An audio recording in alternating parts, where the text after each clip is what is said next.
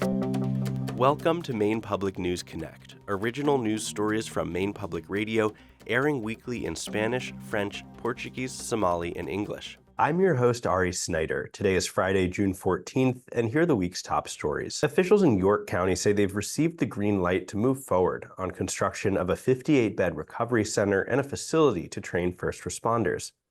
The planning board in the town of Alfred approved the plan recently, which will allow the county to begin requesting bids on the $45 million project. The two facilities would be located on the same property in Alfred. County officials say the recovery center will provide a combination of detox, short, and long-term care. The training complex will prepare residents to work in some related fields such as law enforcement and emergency medical services. High school graduation rates in Maine have rebounded in the past 3 years. According to the Maine Department of Education, more than 87% of high school seniors graduated last year.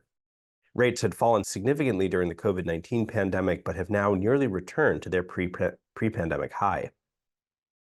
State education officials say the rebound is due in part to recent federal emergency funding to support students, as well as new state programs focusing on mental health and school meals. Central Maine Power and the state government have agreed to a settlement that will slightly reduce the storm recovery costs that ratepayers will have to incur. Consumers will still see an increase in electric bills next year, but regulators say it will be a slightly lower increase thanks to the settlement.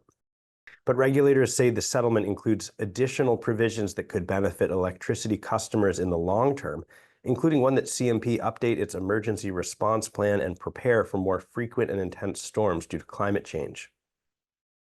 The settlement only finalizes restoration costs that CMP incurred from storms in 2022.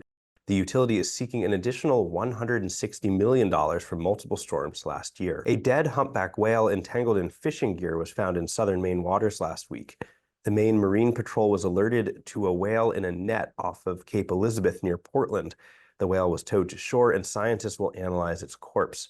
It is believed the whale died by drowning. The entanglement comes at a time of heightened tension between Maine's fishing industry and groups fighting to protect whales in the Gulf of Maine. This has been Maine Public News Connect. We'll see you next time. Thank you to our excellent community partners for supporting and contributing to this program. Maine Public News Connect has been made possible by individual supporters and foundations from across Maine, as well as cPort Credit Union, Hannaford Supermarkets, IDEXX, MaineHousing, Coastal Enterprises, CoverMe, the Sam L. Cohen Foundation, Koo and Patricia Yuen, Maine Health Access Foundation, and the Maine Department of Health and Human Services. Maine Public News Connect is made possible by Koo and Patricia Yuen, committed to bridging cultural differences in our communities. Juntos. Ensemble. Warajir. Junto. cPort Credit Union. Together. Hannaford Supermarkets, celebrating the diversity of its employees, customers, and communities, and committed to fostering a welcoming environment. Together, they're greater than groceries. Learn more at hannaford.com. At MaineHousing, we know an affordable home is key. Our first home loan program offers Mainers low interest rates and down payment assistance on multi-unit properties. Learn more at MaineHousing.org. If you've lost your health insurance or had a major life event, you can find a plan that fits and financial help to pay for it at coverme.gov. Things are changing with MaineCare. Stay connected to stay covered.